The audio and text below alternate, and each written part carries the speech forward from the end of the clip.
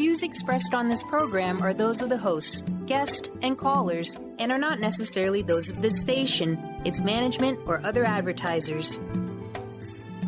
You're listening to Transformation Talk Radio.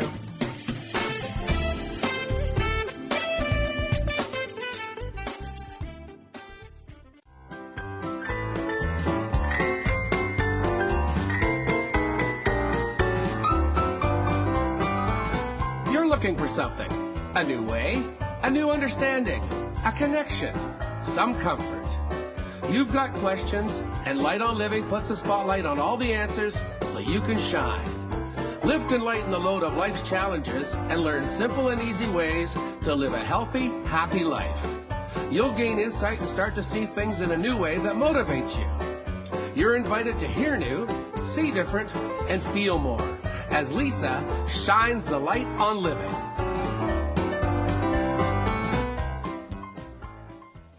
Welcome, everyone, to Light on Living. I'm Light-on-living-with-Lisa-berr, host and nutritionist and life coach, helping to lighten the load of life's challenges. My attention is often quickly caught by the sparkle of a shiny stone on the ground, or a shell along the beach, or even in a healing store as the crystals around me pull my eyes in every direction. Stones, crystals, and gems are so beautiful, but they also offer healing properties. So I've asked Brandon Wardle, alchemist and healer, to share with us today all the special qualities of gemstones and how they interact with our energy and mind. Welcome, Brandon, to the show. Hi, thanks, Lisa. It's great to be here. Yes, thank you so much. And, when the intro was just playing there for the show, it was talking about shining the light on things. And I thought, wow, that's a great line for even right now, because crystals and gems, they're so pretty. I mean, I'm drawn to them because they're just gorgeous. They're beautiful. But there's so much more to that. Like, we're drawn to stones for more than just their beauty, aren't we? That's exactly right. Our bodies know exactly what we need. They're tuned into our atmosphere and everything in our environment. That's so true. Would you say that's why maybe if I was walking with somebody side by side and I was drawn to one stone, but then they'd be drawn to a different stone, is that just us listening to our bodies? That's exactly it. No two people are alike, so why would our stones be the same? That's true. So let's start us off here by, if you could help even tell, I don't even know if I were to think about what's the difference between a crystal and a gemstone and how they made and where are they from? So can you give us a little history on what they are? Yeah, for sure. Well, crystals and gemstones are currently looked at in the form that I have seen my reality, is that a crystal is more of a raw form. A gemstone is a part of a crystal that's more translucent and is taken from a gemstone, or taken from a crystal, I should say, and created into a gemstone. So it's a more pure part of a crystal. And crystals are all over the world. Gemstones are all over the world. There's some all right here in Canada. We have North Bay. We have an amethyst mine right here, and that mine is called. I actually wrote it down. I don't remember right offhand. It's called the Big Blue Point Amethyst Blue. Oh, so sorry. You guys got me here. That's okay. No, I didn't know we had such a mine here. When I think about crystals, of course, I think they're, exotic and they've got to be from so far away. But you're right. Anybody living in any part of the world could have a mine. So is that a rock? Are they rocks? Or crystals are not rocks, though. Wait, I'm going to need help here. Yeah. Rocks and crystals and gemstones are all very similar things.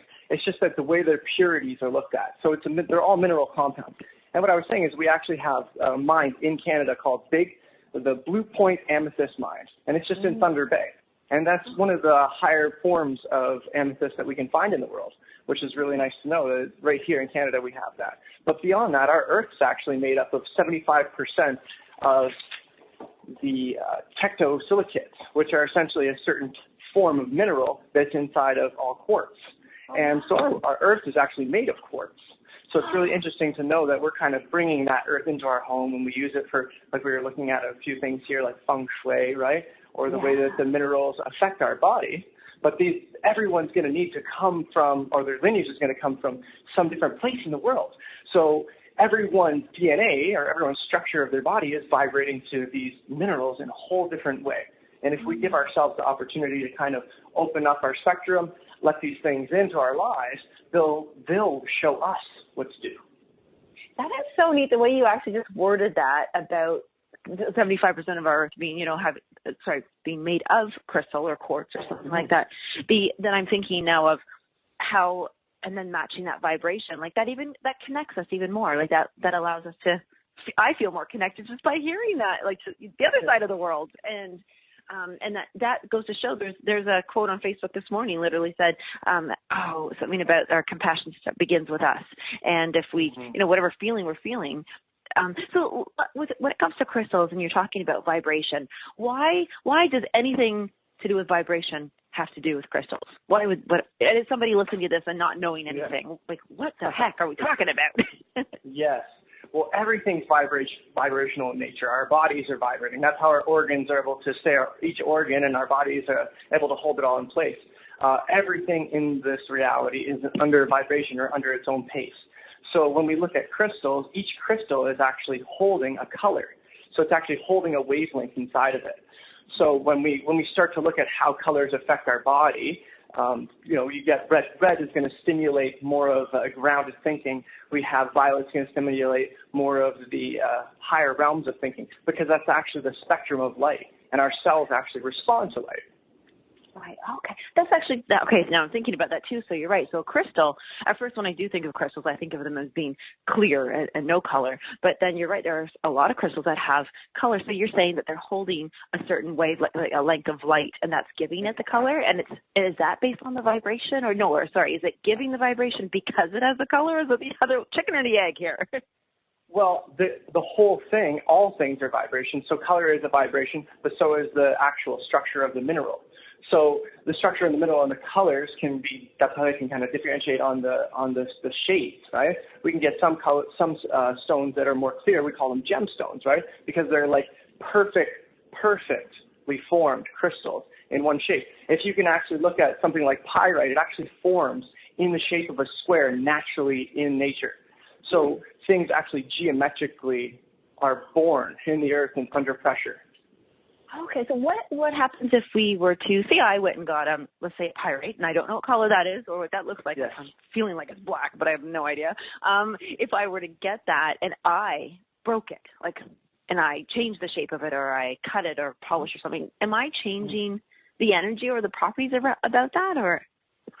Yeah, that's a great question. So when you buy reconstituted stones or any stone that's been broken apart and put back together, or you break a stone and put it back together, if the structure of the stone was if it was already naturally made like that, like something like pyrite, which is actually called fool's gold.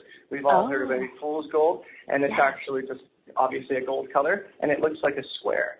And if you were to crack that open, it's not that you're going to be taking away from the properties, but its natural structure, the way that feng shui works, or the nature of it, you've taken away from that, right?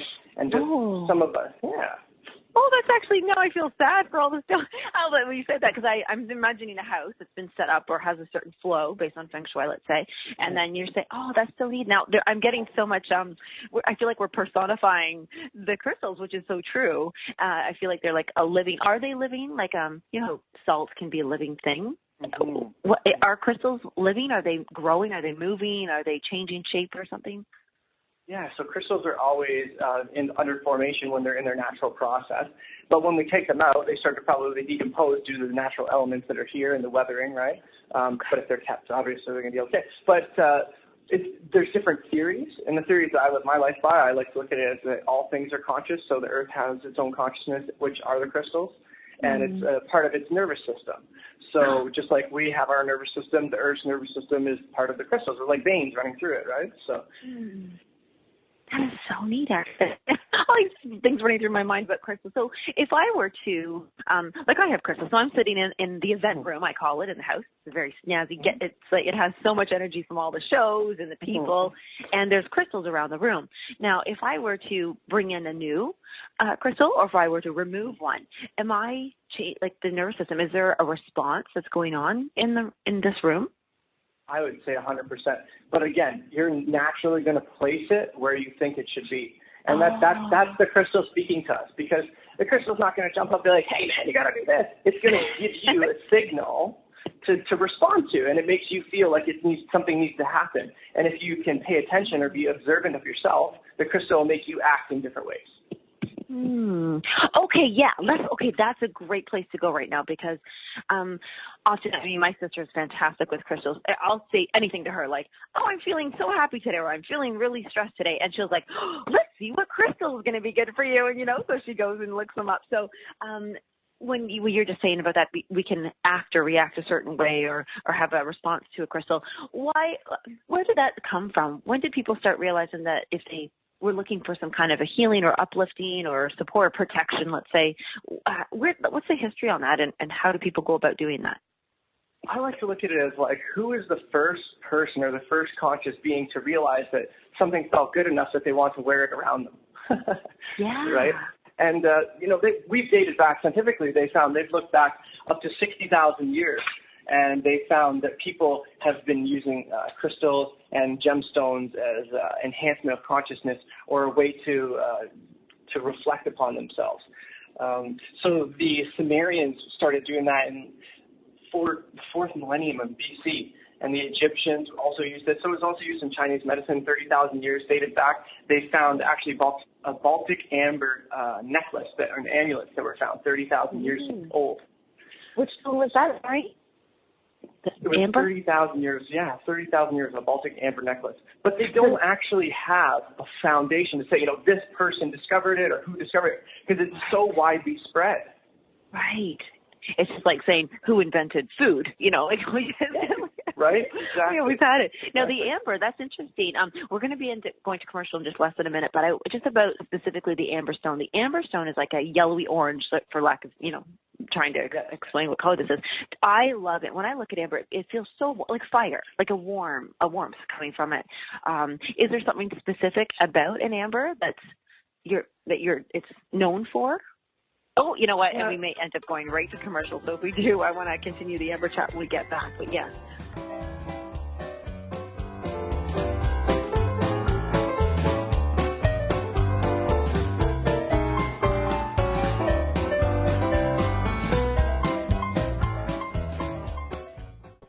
The best of the holistic, spiritual, and conscious world. Om Times Radio. IOM FM. Humanity Healing International is a small nonprofit with a big dream. Since 2007, HHI has been working tirelessly to bring help to communities with little or no hope. Our projects are not broad mandates, nor are they overnight solutions, but they bring the reassurance that no one is alone and that someone cares. To learn more, please visit humanityhealing.org. Humanity Healing is where your heart is. My name is Victor Furman. Some call me the Voice. I've always been fascinated with human nature, spirituality, science, and the crossroads at which they meet. Join me Wednesdays at 8 p.m. Eastern on Om Times Radio, and we'll explore these topics and so much more on Destination Unlimited. Welcome back to The Cat Show. Up next, we have Nico. Nico is a member of the Shelter Pet Group. That's right. A group known especially for their sunspot sleeping, ball chasing, leg rubbing, and of course, companionship. Just look how she struts. It's like she owns the place. And see how she curls up and cuddles her person. The pitch on her purring is simply perfect. Nice one. Fantastic cat. But really the best way to know an amazing shelter pet like Nico is to meet one. Visit theshelterpetproject.org today. Adopt. Brought to you by Maddie's Fund, the Humane Society of the United States, and the Ad Council.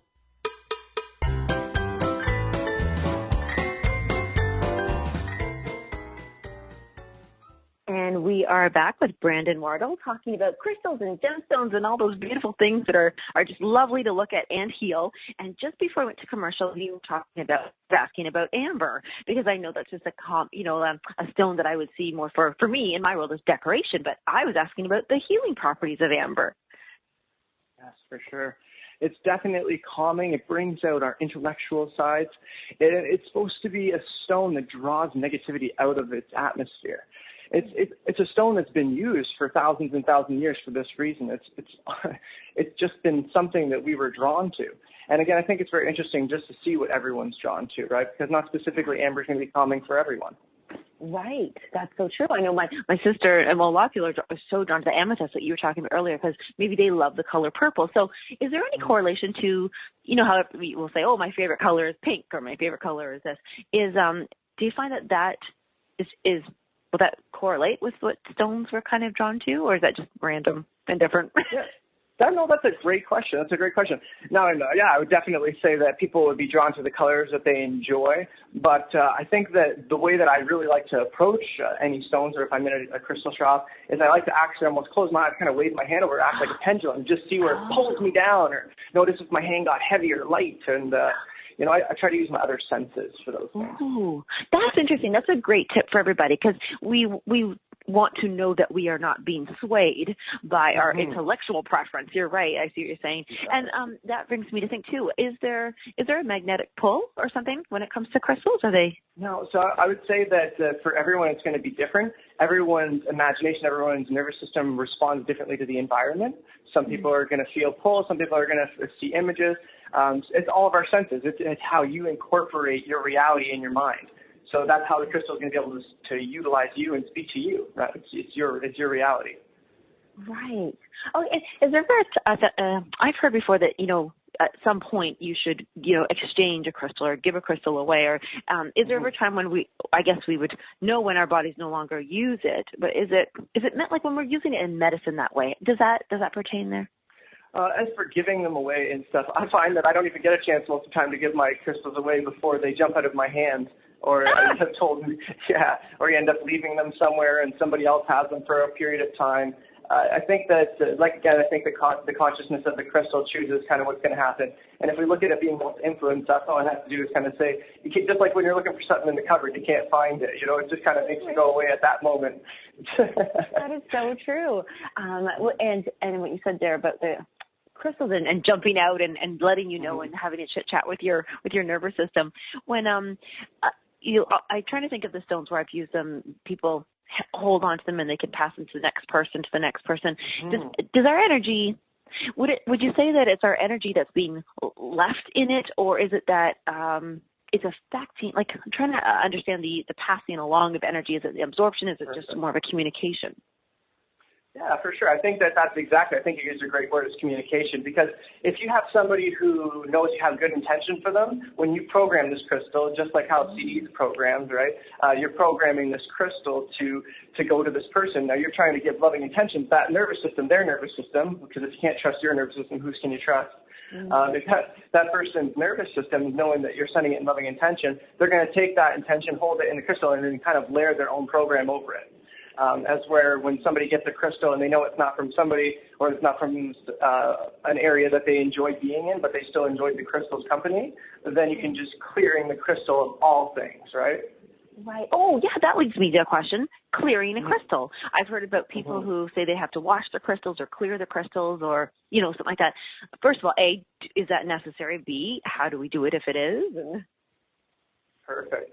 Yeah, exactly. I think that every person has their own reality, and it's very important to realize what you feel most strongly drawn towards. Some people might prefer putting them in a salt bath or to just mentally clear them. Some other people like to use selenite logs. There's certain crystals that are said to clear all crystals or to enhance the healing capabilities of other crystals.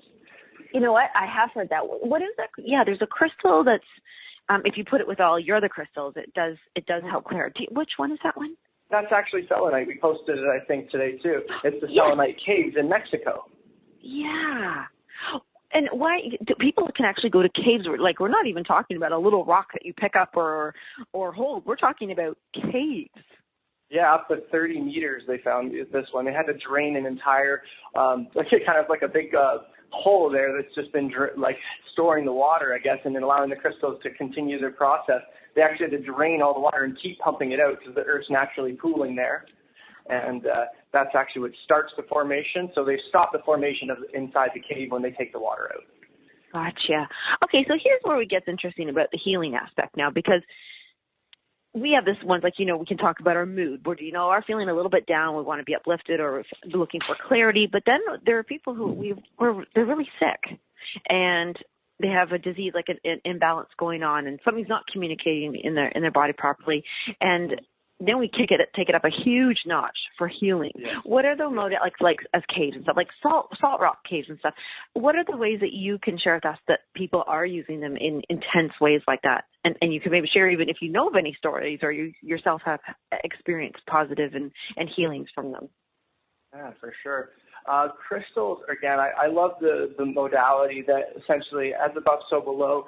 So the Earth's essentially going through its own process. It's a giant organism. We're little kind of things on top of the Earth that are going through our process. And there's pieces of the Earth that we're able to grab that just like they represent our body. And I believe that utilizing certain minerals and compounds, just like in radiology, they can manipulate the energy inside of our bodies because it's holding a resonance. And everything in our body is holding its own resonance, just like these crystals are. They're on wavelengths.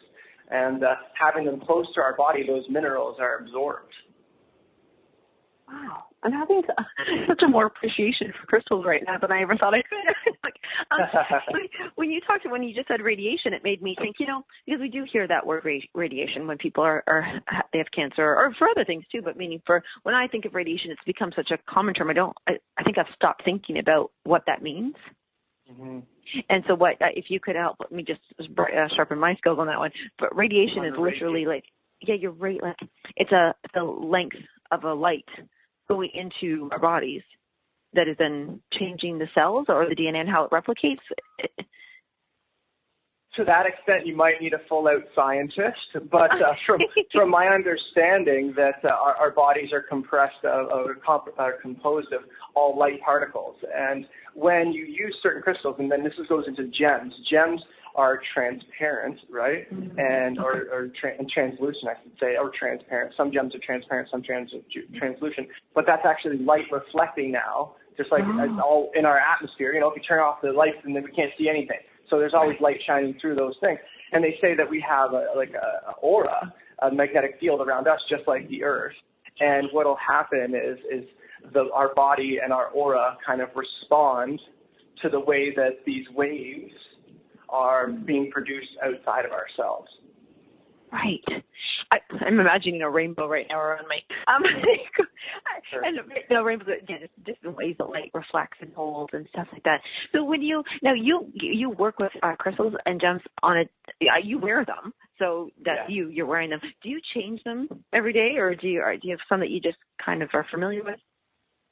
I think the nervous system and the way that crystals happen is just kind of certain people end up around me, end up giving away my necklaces. If I have a feeling that I'm supposed to just give it away, I literally will just be standing beside someone and be like, you have to have this now. I made this for myself, but it's your turn to take it. And but yeah, I think that it's all about just letting it just come through. It's whatever feels good to you. Right. And talking about each crystal, what are some of the ones that you've seen? Whether I don't know if you work with them with clients, like the actual crystals, or you just because it's just experience. But what are some stories about some people who have used them to help get through something? For sure. Well, again, crystals can be looked at as once you've read the properties of a crystal, it's stored in your unconscious, and every time that you touch that crystal or you bring it into your line of sight, you're analyzing it and you're remembering those properties unconsciously. So by having this crystal in your pocket and utilizing it through your daily tasks, you can set an intention at the beginning of every day. You can be like, I'm going out, I need to be more communicative, I'm going to put on blue stones because that represents communication. And by going out and putting on the blue stones and grabbing some hematite, which is a very earthy stone, so grabbing iron elements and using these to kind of ground ourselves. In my experience with clients, I find that I get intuitively, again, gone into a room, I pick out certain stones. I couldn't even tell you half the time what happens or what they're for, but it just works very interesting the way that it does have an effect. Now, if I just kind of put the same grid or the same stones for everyone, I notice there's absolutely no effect. It's not the same. It doesn't have a pulse. I don't know if it's the intention behind it, how they're organized, and that's why I keep studying it, because I'm so intrigued that certain times that I'm utilizing the way that I feel inside myself and I'm acting on it, it produces an effect, and sometimes it doesn't. So that's kind of where I'm at right now. I find apophyllite to be almost effective on everyone that I've worked with. What's that? Apophyllite is a very nice crystal.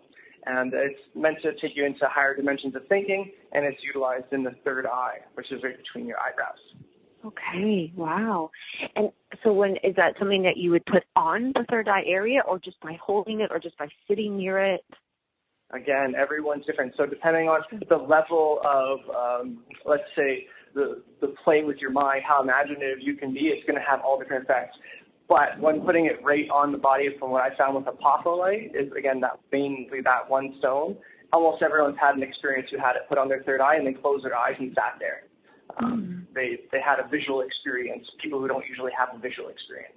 Oh, that's interesting. Okay, and how easy is this stone to find? Is that a stone that you like? Where would, I don't know? Like, you just buy one, or you find one, you pick one, you dig one out of the ground? Yeah, you can locate them all over the place. There's many local crystal shops. You can look up metaphysical shops on Google, and you can find out many shops. Most shops will carry apophyllite. It's a pretty modern stone. It's out there. It's not too expensive. Maybe $10. You can get a pretty nice sized piece that'll do the trick. It's not something you're going to want to keep in your pocket, because the apophyllite is actually formed in a form of a pyramid. So it actually grows like that. Oh, okay, so it'd be kind of pokey. Actually, that's funny that it grows in the shape of a pyramid, because that's I imagine that shape for the third eye. You're in tune with your system. Okay. Now, also, too, with that one stone being said there, size of stones. The bigger a stone is there more of a pull, or a teeny tiny thing could just have just as much, or? So from my research and what I've looked into, so there's a difference between minerals and like gems, again, because a mineral doesn't project light. There's no light going through it. If it's not transparent or translucent, it's not reflecting into the aura, right? So it's not working on like say the other dimensions of thinking, or the other dimensions that we don't really understand completely yet. The minerals, or like when you go to a radiologist and they do energy testing on you, they're using the mineral compound to find out which vitamins you need. So when it comes to size of stone, from what I found out, it's about 50 pounds a person to 2 carats, the size of the stone that you're looking for. And that's like a rough estimate. 50 pounds. Yeah, 2 kilograms? I'm sorry. Oh, darn it. When we come back, that's a secret number.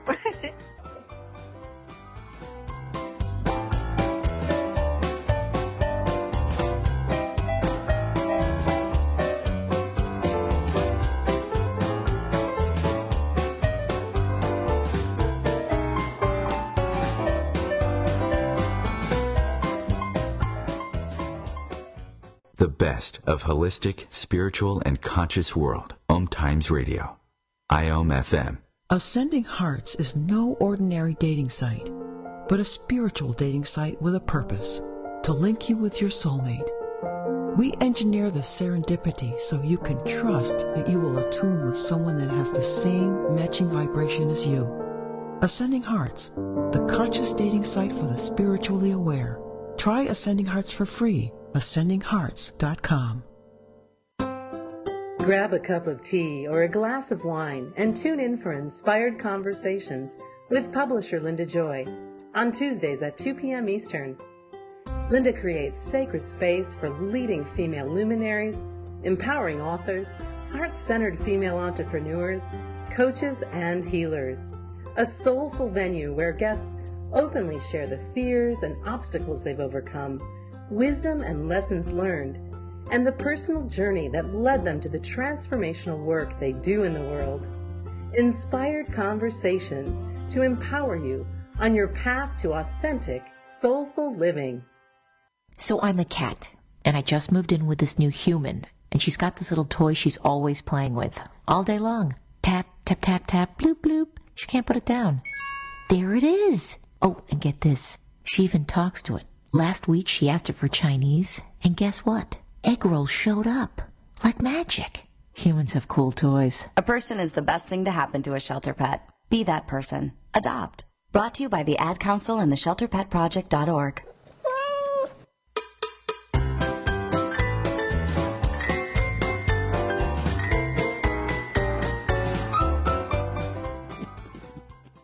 Back with Brandon Wardle about crystals and gemstones, and we just left off, and I'm in suspense here now because I was asking about the size of a crystal, and does that matter and all that. And you had mentioned a certain size of a stone for how many pounds we are. What was that magic number again? They're saying from 1 to 2 carats per 50 to 60 pounds.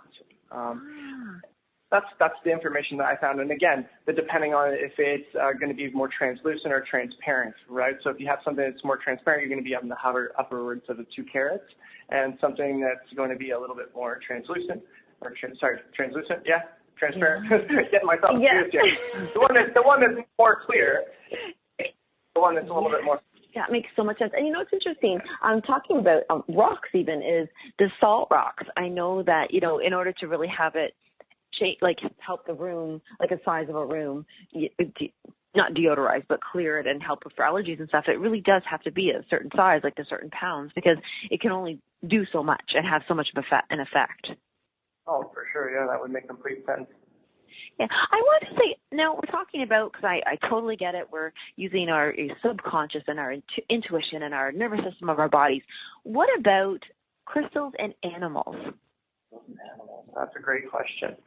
I find that my animals are responsive to crystals. I have 3 dogs and a cat, and I utilize them sometimes when they're a little bit out of whack, and I find that it does calm them. And it's about how you're responding to the crystal and then projecting yourself towards the animal. Because you're the one that's essentially the creator. You're the one that's altering the reality, right? Right. It's interesting because I know with animals themselves, they'll go, like say there's an infrared sauna. I mean, they're going to be really drawn to it because that again, we're talking about spectrums of light here and heat, and they're going to be drawn. And there's certain areas in the house, that they might find, where they're drawn to just because of something, the way it's shining in or stuff. Have you ever used crystals to heal, like to do healing stuff with animals other than calming, or? Well, I think that it all starts with calming for an animal to actually heal, because a lot of the times when I work with horses a little bit as well, and when I work with horses, I bring the crystals. They're so funny. They start licking them and picking them up with their mouths and stuff. They're just all curious. But you find that they actually just start to group around the crystals, and they start to just relax. They start to get ease. And again, it's not just the crystals that are doing this.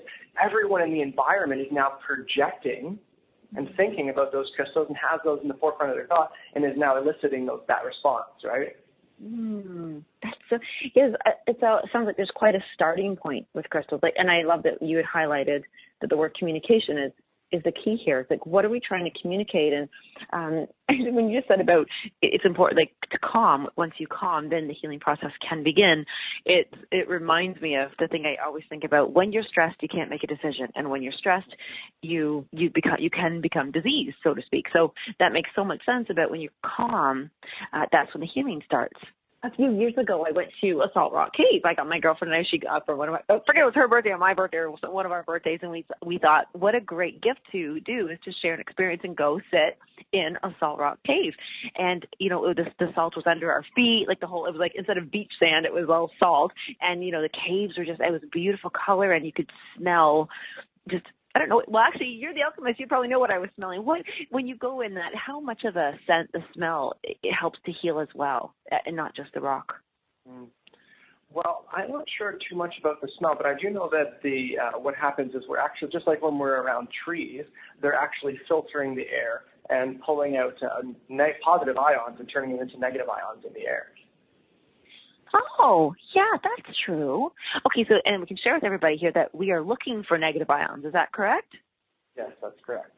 Yes, that's the stuff that, and so I just learned too, waterfalls and is it mostly, the ions are mostly around water, or is that also just, like crystals can have the negative ions too, or no? Well, I'm not too sure if crystals can emit negative ions. I do know that certain crystals, such as shungite, are used for EMF protection. So I'm sure that they have some sort of filtering capability that I haven't fully wrapped myself around that yet. Okay.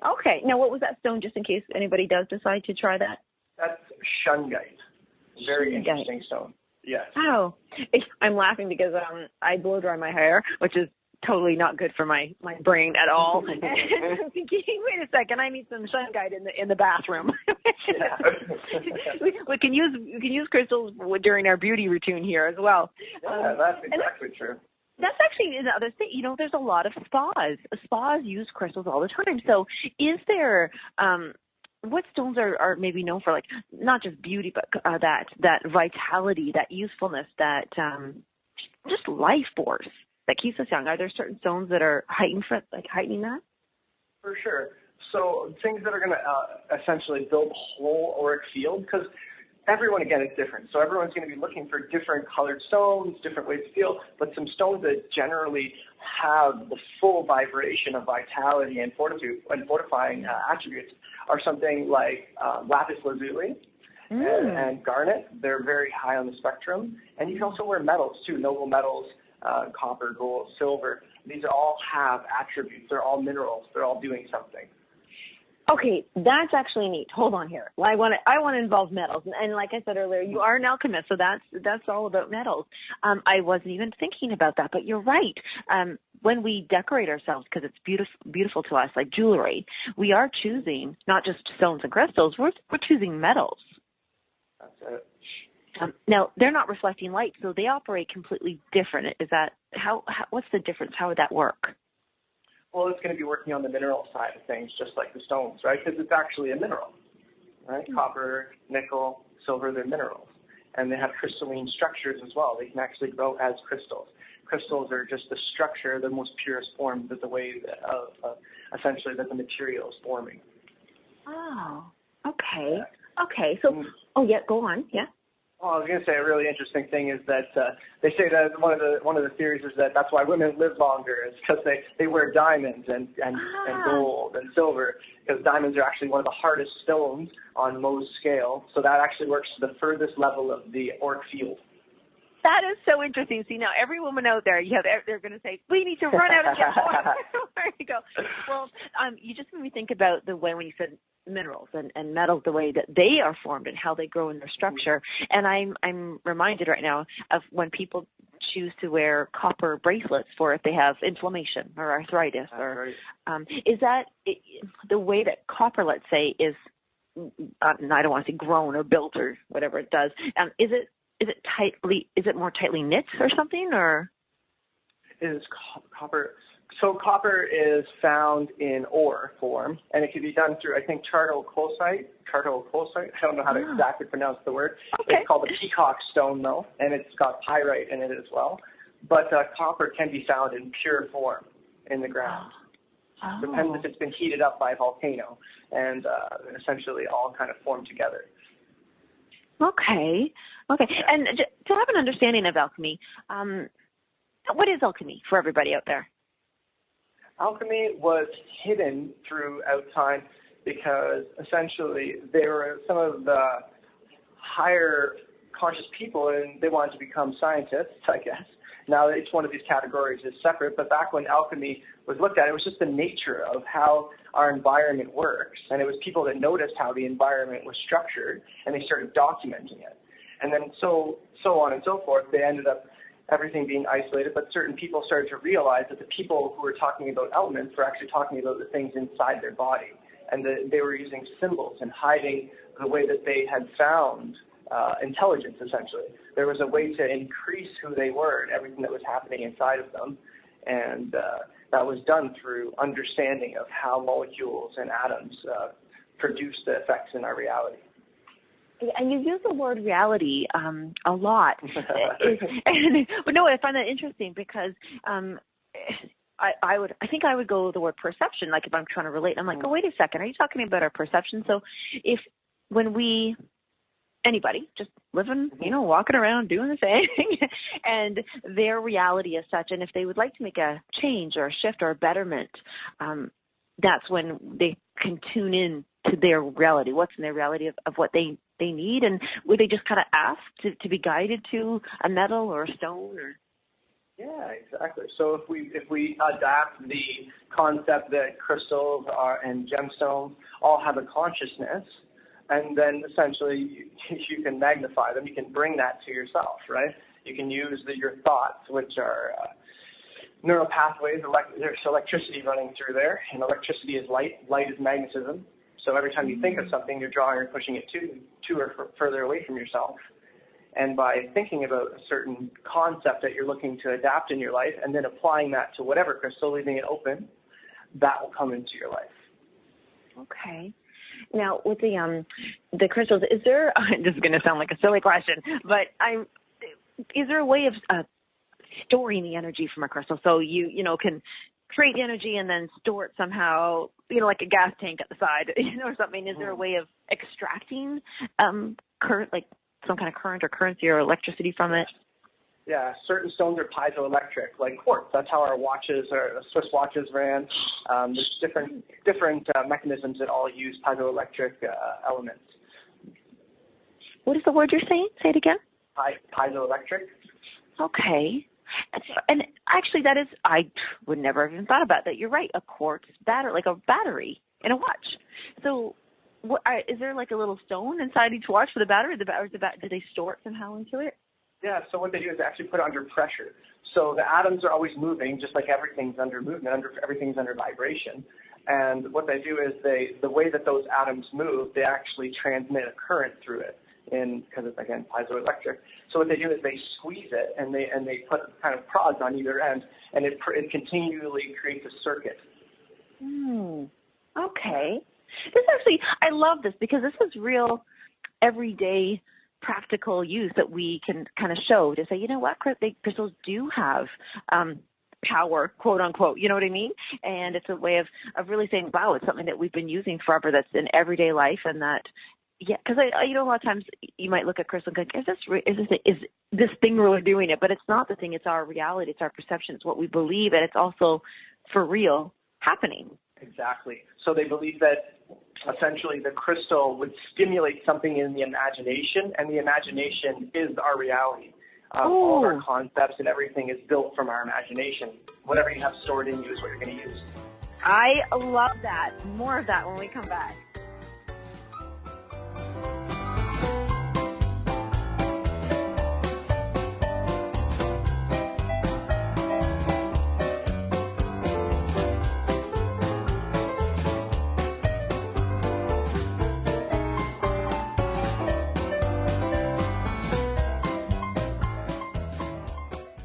Connecting you with the best of the conscious minds in the world. Om Times Radio. IOM FM.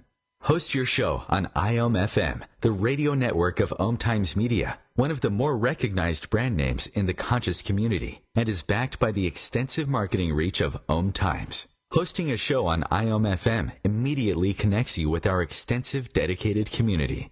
More than 24 million Americans have an autoimmune disorder, and that number continues to grow. I'm Sharon Saylor, and I'm one of those 24 million. To put that number in perspective, cancer affects about 9 million and heart disease up to 22 million. That's why I've brought together top experts and those thriving regardless of their diagnosis to bring you the latest, most up-to-date information. Join me, Sharon Saylor, Friday night, 7 p.m. Eastern, for the Autoimmune Hour on Life Interrupted Radio to find out how to live your life uninterrupted. Me, a cat, moving in with a new human. It took a little getting used to. She has these weird games she likes to play, like this giant feather. She sticks it in my face. I swat it away. She sticks it in my face. I swat it away. It's almost like she thinks I enjoy it. But seeing how much fun she gets out of it, well, I guess it makes it all worth it. Humans. A person is the best thing to happen to a shelter pet. Be that person. Adopt. Brought to you by the Ad Council and the shelterpetproject.org.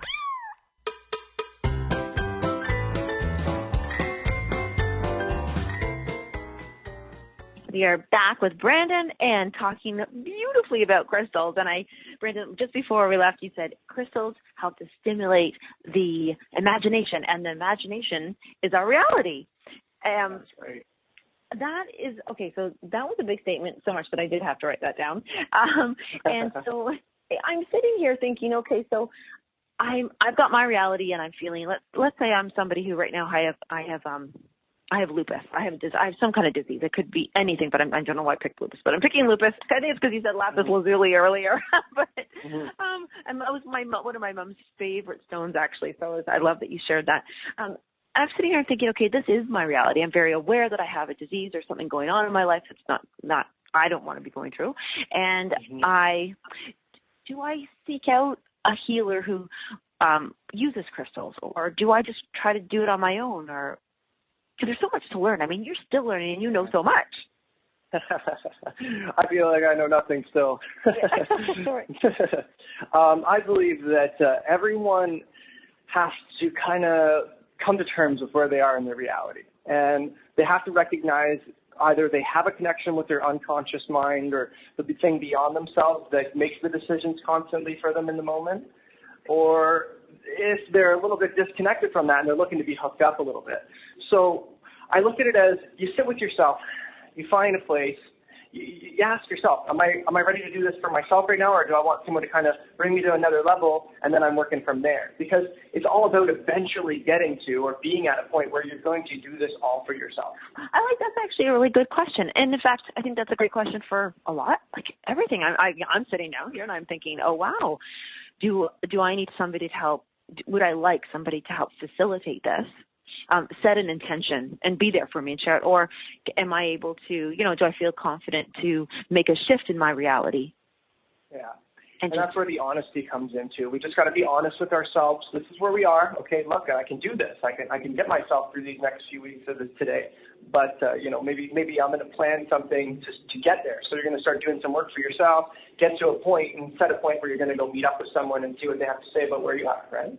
Right, and I love it. It's like it's so beautiful that you said honesty, being honest with ourselves. Just a funny story to tell you is when I was little in school on my report card, I did well, so I was good. I was happening and everything, but my report card often said that she doesn't ask questions. And I used to argue with my parents. I was like, yeah, but I don't have any questions. And I was being so honest, and I said, well, so then I started, funny enough that I, do interviews now because I've been, brainwashed as a child that I have to ask questions.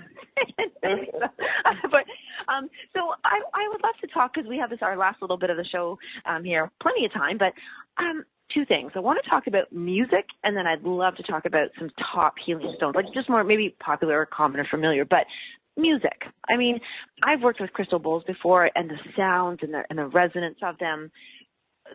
A crystal bowl is a crystal bowl. Is that correct? Like it's made out of crystal. Some of them are, yeah. Again, we have to ask if it's been reconstituted or if it's been cut from one piece. That's why you see some bowls that are very expensive. They're cut from one piece of stone. 3D printers and whatnot. And you can also get brass, right, bowls. So you can get all different kinds of metals again. It's what your system needs. Some of the bowls can go upwards of $9,000. You can get some pretty wild stuff. Right.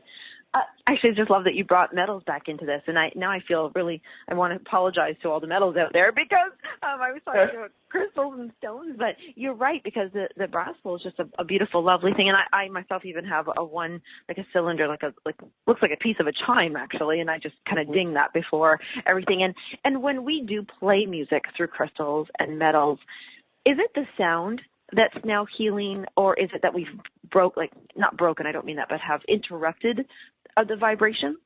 What's going on when we use these? That's a great question.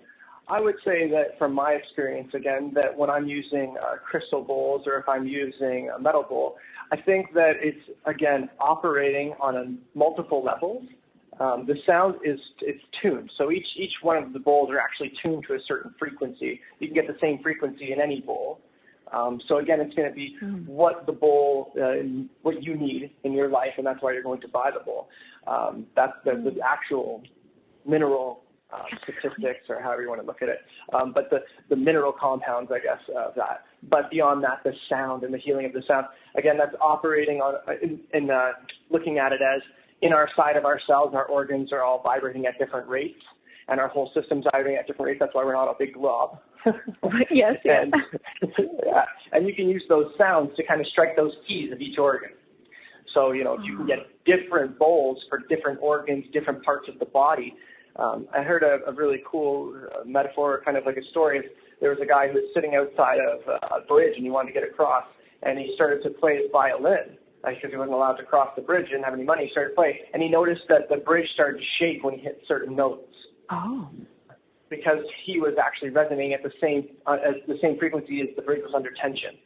Oh. right? So you can kind of think of your cells under tension inside your body, and you're using a sound to break free or let that go back to its natural position. We're always squeezing ourselves. We're always holding tight and strong down to the reality. Yes, and that actually does. It stops. I don't know if it doesn't stop the flow because it can seep through, but you're right. So the more tension we have, the more we're holding in or protecting and putting that big wall or fence up. We're not allowing that to just really flow in and just encompass it. And I love that you're talking about the organs because, hey, that's funny. That's an organ. It's a musical thing. It's an organ. But the organ itself, I'm thinking about Chinese medicine. I'm thinking about meridians that run through, the qi and that. How we're affecting it with everything, like you're saying. I'm so the light and the sound and the metals is everything. Now, I want people to hear that at the top. Which stones do you really see that people are after these days? What's the most popular hip stones and crystals right now? Yeah, the most popular hip stones are going to be generally rose quartz, any form of quartz, amethyst, because they're in abundance. A lot of people like to have garnet. And again, it's going to be, a lot of people are going for the higher realms. Most people who jump into spirituality or jump into this kind of way of thinking or looking at it as they want to activate the higher realm so that they can see the things that are going on in their lives, right? Okay, wait. I might need a little deeper on that one. So when you say they're already in the higher realm or they would like to go into the higher realm? Well, a lot of people who are looking into spirituality are moving into a higher realm. That's why they're observing those states in themselves, and they're looking into different tools that they can put in their box so that they can kind of construct who they are. Okay, because they have a desire, they have an intention, they would like to get to a place. Exactly. Okay, so the rose quartz, I always think of the rose quartz as love, and but does rose quartz do anything different as the love part? Rose quartz can do many things. And again, it's all going to stimulate what's happening inside of you and how you're affected. Love is kind of a very a vague word. Yeah. And that's the important thing. I don't even want to actually say things because when you say something to someone, you're building their reality. So, I want everyone to kind of have their own idea of what each one of these things symbolizes to them. I think that's the problem with the thing on the internet. Is you can go on there, you can look up anything, but you have to actually feel, and this is how people figured it out. They would sit with a stone, and they would feel which part of their body was intensified under deep meditation, right? That's how we got this information. Oh, okay. So that's actually a neat way to do our wrapping up, is that I love that you just said about meditating with a stone, and we do have a minute to talk about this, but when we're sitting with a stone and we're going to meditate, let's say, like a brand new person's like, all right, I've loved this stone for whatever reason. I picked it off the ground. I found it in a shop. Somebody gave it to me, whichever way. They're sitting with a stone. What is there to meditate on this? Would they just start off by asking a question or? Well, most of the times people are going to be finding a stone for something that's going on in their lives. So if there's something going on in your life and you're looking for a stone, that's why you're looking for it. Know that that's probably why you found that stone and sit down with that idea, that concept. And again, we talk about circuits. They're the same kind of pressure, right? We're putting pressure under something. So holding it in both hands or holding it in one hand and just having that pressure of that stone and just realizing that one spot that it's sitting on your hands. And just noticing that and paying attention to that. Feel its weight, the gravity, pulling it into your system because there's a magnetic field there, right? There's weight. There's something happening. And be with that kind of that feeling. That's a really great way to start is to actually physically be with the stone and realize that it does have weight, that it is actually doing something here. It's falling towards something. Right. Oh, that is so neat. Physically be with the stone. Okay, so I love that statement right there, and you're right because I'm imagining right now a stone, just being placed maybe on my ankle bone. Like who knows where it goes, right? And sometimes you're going to feel comfortable. Sometimes you're like, no, I don't like that. Sometimes it's going to feel cold or it's not. So, and the fact that you just said about the gravity, this is a physical form. I mean, there's gravity pushing on it. It has weight. That could be an acupressure point for something of release. Or maybe certain affirmations are going to be needed to be said, like with tapping, when we do tapping, like the EFT tapping. Yeah. That would be great. Oh, my goodness. Sorry, you just made me think about everybody out there who is doing tapping will incorporate stones and crystals and metals into their tapping to help intensify or, increase that frequency. Yes. And crystals are great anchors, even for people who aren't really into crystals or haven't really developed kind of a relationship with that part of themselves yet. You can look at it as the crystal is an anchor. Again, I was saying that earlier. You recognize, or you do read about it and you don't feel in tune right now, and you're looking for someone to tell you kind of what the stone means. You look up a couple of things, you read a couple of articles, find out what it means, and then from that, you're going to feel what's truth to you, what it feels like to you, if that part's right and that part's wrong.